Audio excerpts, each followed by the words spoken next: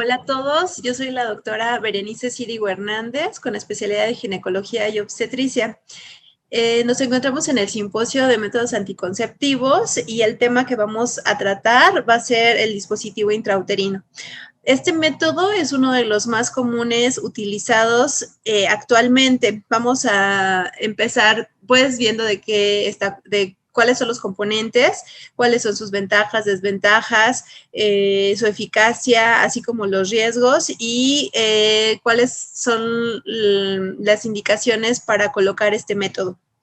Primero que nada, me gustaría dejar un poquito más claro el tema o el término de planificación familiar. Es un término que concierne a la fecundidad controlada, entendida como la adopción voluntaria de alguna forma de anticoncepción y que con ello favorece dos cosas. Uno, lo que es la elección de una maternidad y paternidad más responsables, y el desarrollo de una sexualidad más plena. Con esto nosotros estamos tratando de disminuir pues la morbilidad de embarazos, por ejemplo, en adolescentes, un embarazo más informado y pues obviamente una sexualidad más estable, más activa, más saludable. El dispositivo intrauterino, pues este es uno de los métodos más seguros y más eficaces en cuanto a anticoncepción reversible y también es de muy alta seguridad. De hecho, es uno de los métodos que se puede utilizar en diferentes etapas de la vida, tanto en etapa adulto joven, posterior al embarazo o posterior a un aborto. Entonces, es uno de los métodos pues que obviamente se utiliza con mayor frecuencia. Tiene ciertas características. Uno está constituido por polietileno y bueno, como ustedes ya saben, pues tiene forma de T. Contiene una guía, que esta guía nos va a pasar a través del canal cervical hasta la parte superior de la vagina. Y esto es muy importante porque con esto nosotros vamos a poder por una parte, colocarlo y después estas guías en un futuro van a ser las que nosotros podamos vigilar posterior a la inserción del dispositivo como manera de vigilancia en el tiempo que la paciente va a durar con el método.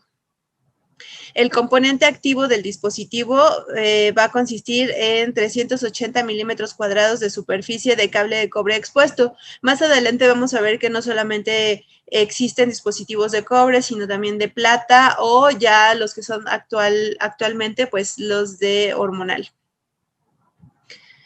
El mecanismo de acción y eficacia anticonceptiva. Esto se desencadena principalmente una respuesta inflamatoria séptica en el endometrio y esto secundariamente va a ocasionar lo que es un infiltrado leucocitario endometrial y que esto va a propiciar lo que es la fagocitosis de los espermatozoides, creando un ecosistema desfavorable pues para la implantación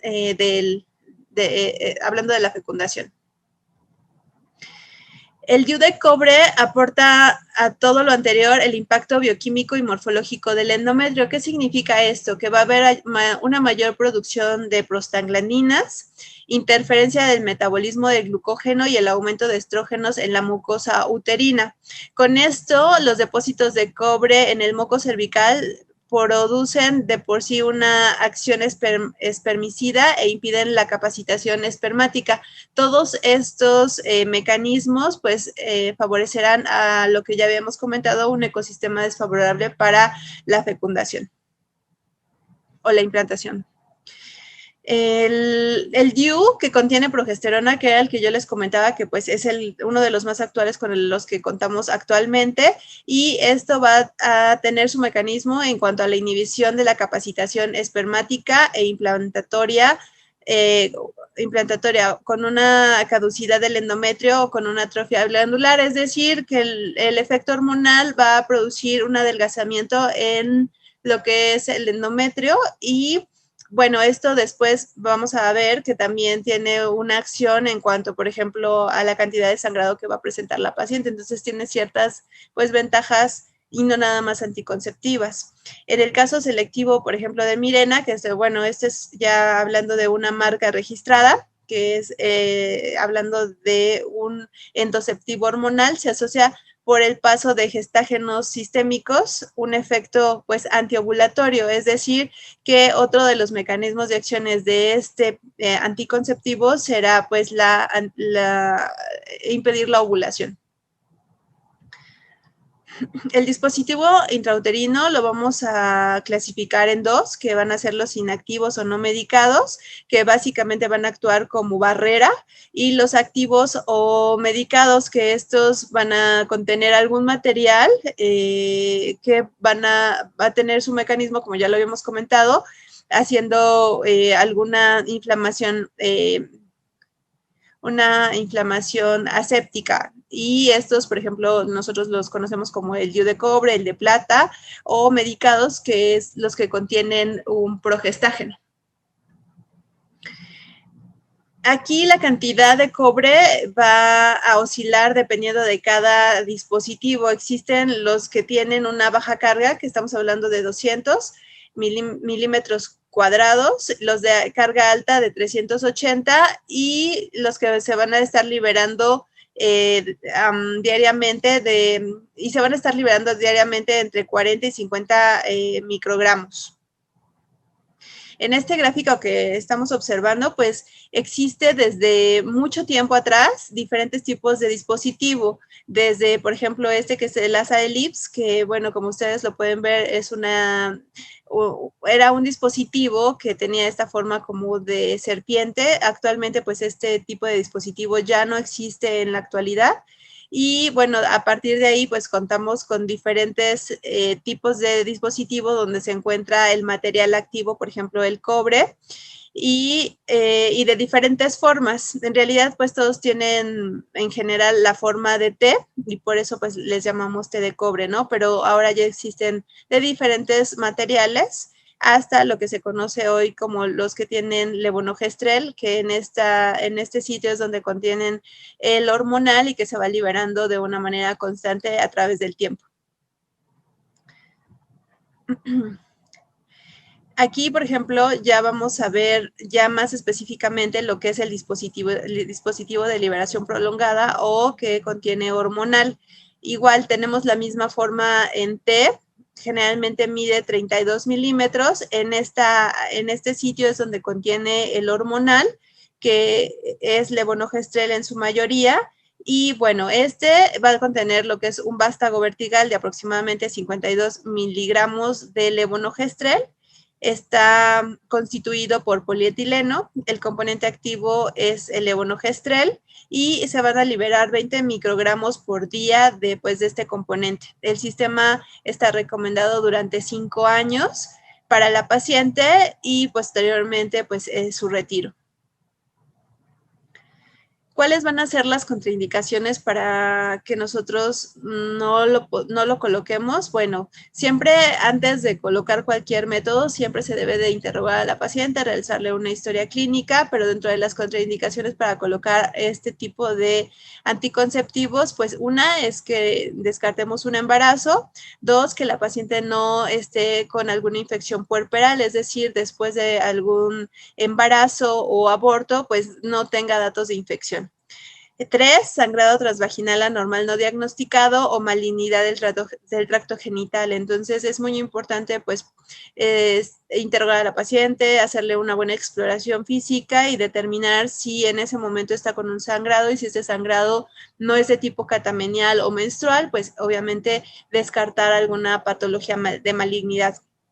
Distorsión de la cavidad uterina. Algunas pacientes pues pueden ser portadoras de alguna malformación mulleriana, y puede ser que la paciente tenga un síndrome, un útero de Delfo o cualquier otro tipo de malformación, lo cual pues obviamente va a dificultar la colocación del dispositivo.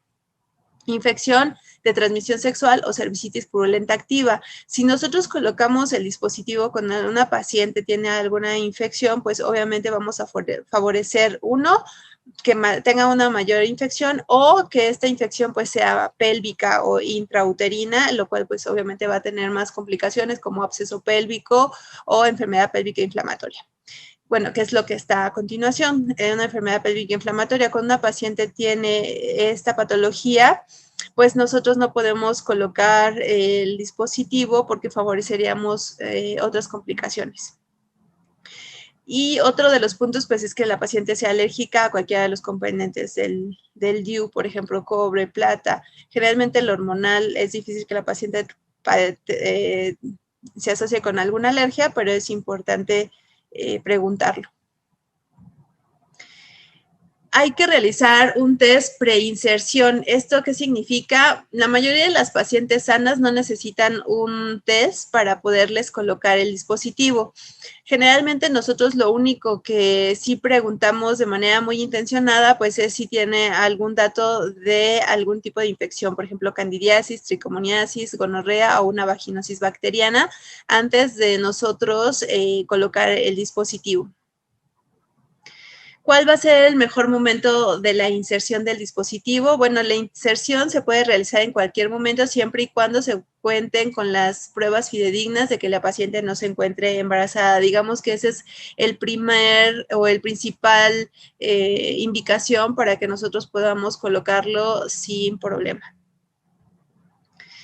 Los requisitos previos a la inserción va a ser la siguiente. Uno, realizar una muy buena historia clínica en la paciente, que esta va a incluir antecedentes personales de neoplasias genitales, enfermedades de coagulación sanguínea, alergias a metales, como ya lo habíamos comentado, intervenciones quirúrgicas uterinas, por ejemplo, legrado uterino o una aspiración, por ejemplo, aspiración uterina, malformaciones uterinas conocidas como útero di Delfo, útero bicorne, problemas de infertilidad previos, abortos o partos pretérmino, historia de infecciones genitales, cómo es el periodo de nuestra paciente, el periodo menstrual y probables alteraciones relacionadas con la misma, relaciones sexuales, la frecuencia de las mismas, riesgos de enfermedades de transmisión sexual y promiscuidad sexual y métodos anticonceptivos previos.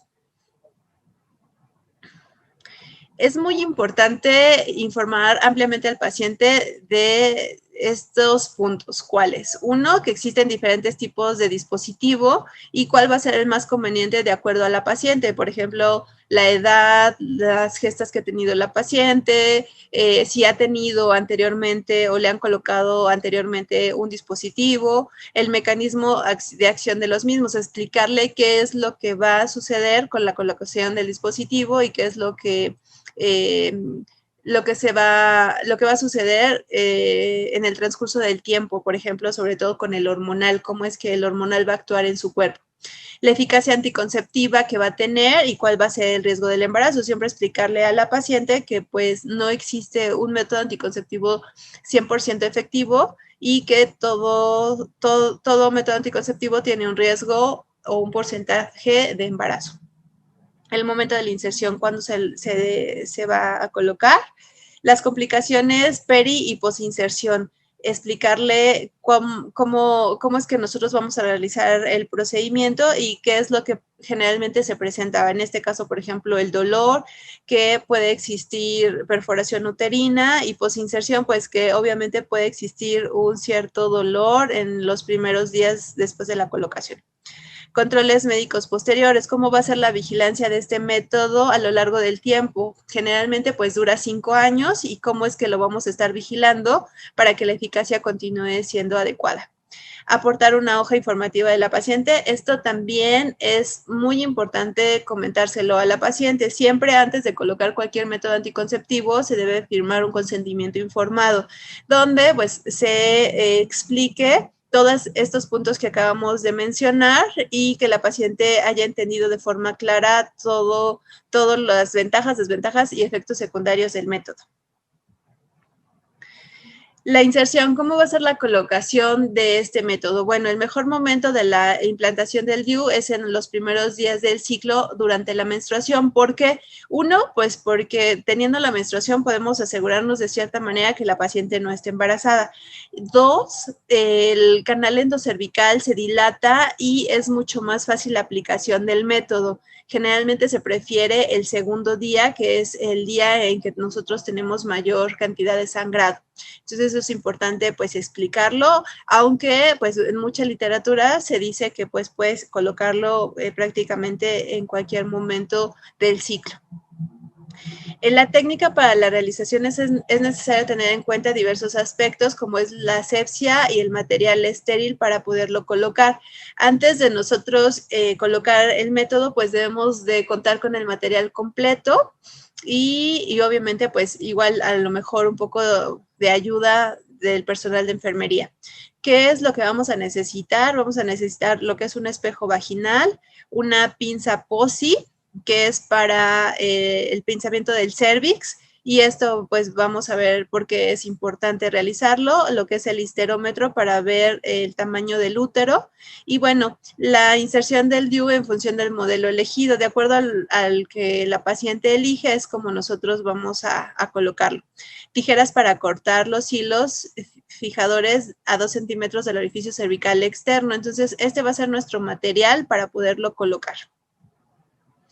Bueno, en estas imágenes, nosotros una vez que ya informamos a la paciente, que ya nos firmó el consentimiento informado, de que está plenamente convencida del método, es cuando nosotros vamos a pasarla al área de exploración, explicarle paso a paso todo lo que vamos a realizar. Esto es muy importante porque es un procedimiento que efectivamente es un poco doloroso, entonces la comunicación y la relación médico-paciente debe ser muy clara. Lo primero que vamos a hacer es decirle a la paciente que la vamos a colocar en una posición, en este caso es la posición ginecológica, y lo primero que vamos a realizar es una exploración bimanual. De esta manera vamos a evidenciar el tamaño uterino y la posición del cérvix. Generalmente el cérvix está en una posición, puede ser una posición posterior, en una intermedia o en una anterior. Entonces es muy importante también saber las dimensiones uterinas y bueno, a veces en algunas ocasiones se pueden llegar a palpar algún tipo de tumoraciones o algún tipo de malformación uterina, también la podemos evidenciar en esta exploración. Y pues eso sería una indicación para ya no colocarlo. Entonces es una de las primeras cosas que tenemos que hacer, ¿no? La exploración bimanual. Posteriormente, ya que realizamos la exploración bimanual, vamos a colocar el espejo vaginal. Le podemos colocar un poco de gel para que sea más fácil su colocación. Y posteriormente, lo que vamos a hacer con la pinza de POSI es el pinzamiento del labio anterior del cérvix. Con esto, ¿qué función tiene? Pues uno va a ser modificar la posición del útero. Generalmente el útero nosotros lo observamos en anteversión y con esta maniobra lo que hacemos es modificar esta posición del útero para poder insertar mucho más fácil el dispositivo. Posteriormente a esto vamos a hacer lo que es la histerometría, vamos a introducir el histerómetro por el orificio cervical interno y el externo hasta el fondo uterino con mucho cuidado porque este es uno de los momentos en donde nosotros podemos llegar a perforar el útero. Con esto nosotros vamos a medir las dimensiones del útero para posteriormente colocar el dispositivo. El dispositivo viene implementado con una regla donde nosotros podemos, ya una vez realizando la histerometría, pues saber de qué dimensiones viene el útero y así colocarlo con mayor facilidad y tener la seguridad de que lo vamos a colocar en el fondo uterino. ¿Cuáles van a ser los controles post-inserción? Después del primer mes tras la colocación del DIU se debe realizar un control clínico y ecográfico para comprobar la aparición de complicaciones y valorar su aceptación del mismo. ¿Qué complicaciones? Pues puede existir mayor cantidad de sangrado, un proceso infeccioso, sobre todo, o dolor, ¿no? Posteriormente se debe practicar controles anuales con la observación del orificio cervical externo para la colocación de los hilos. Como comentábamos previamente, este dispositivo cuenta con 2 guías, que son estos hilos que van a salir a través del canal endocervical al orificio cervical externo y son los que nosotros vamos a observar en los controles posteriores anuales, y de esa manera nosotros vamos a observar si está realmente bien colocado o no. Y la otra pues es realizar un control ecográfico para también observar la posición adecuada. Generalmente, como ya también les comenté, debe observarse en el fondo uterino. Las complicaciones a la inserción, ¿cuáles van a ser las más frecuentes? Pues uno, el dolor. Generalmente este procedimiento es bastante molesto, es doloroso, y entonces esto es muy importante explicárselo a la paciente para que pues tenga una tolerancia más al dolor. Ahí está, aparece en el transcurso de la inserción, puede ser acompañado de un cuadro vagal, es decir, que puede haber una disminución en la presión arterial o un aumento en la frecuencia cardíaca, y esto obliga a situar a la paciente en decúbito con las piernas elevadas, pues para evitarlo. ¿Cuál es otra de las complicaciones, pues digamos que más severas? Sería la perforación uterina. Ante la sospecha de ello se debe realizar una ecografía, y con esta, si no se visualiza el DIU, pues hay que realizar una radiografía simple de abdomen. Es muy importante esta situación, porque si nosotros no lo corroboramos, es decir, no lo corroboramos después con una ecografía, pues la paciente puede llegar incluso a tener una peritonitis, por ejemplo, ¿no? O una infección pélvica. La infección, riesgo de infección, pues es otra de las más frecuentes. La manipulación con el instrumental del útero durante la inserción supone mayor riesgo para el desarrollo de una enfermedad pélvica inflamatoria.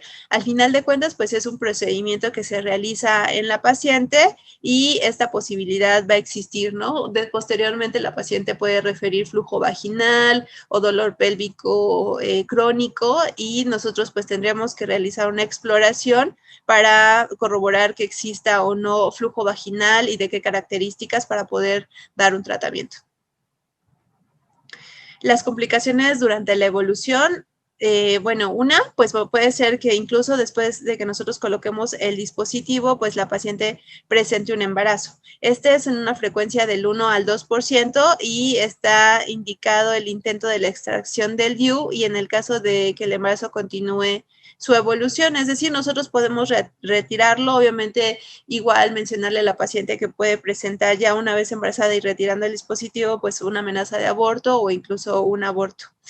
Las expulsiones, es decir, que tenga un rechazo del dispositivo. Se define el descenso cuando el dispositivo se encuentra alojado parcial o totalmente en el canal endocervical, mientras que si se encuentra alojado en la vagina. Es decir, la colocación adecuada es que el dispositivo quede en la cavidad uterina, en el fondo uterino, y no en el canal endocervical, ya que si se encuentra en el canal endocervical o en la vagina, pues prácticamente estaríamos diciendo que tuvo una expulsión del mismo. Y si, por ejemplo, lo encontramos en el canal endocervical, la eficacia obviamente va a disminuir y el riesgo de embarazo es mucho mayor.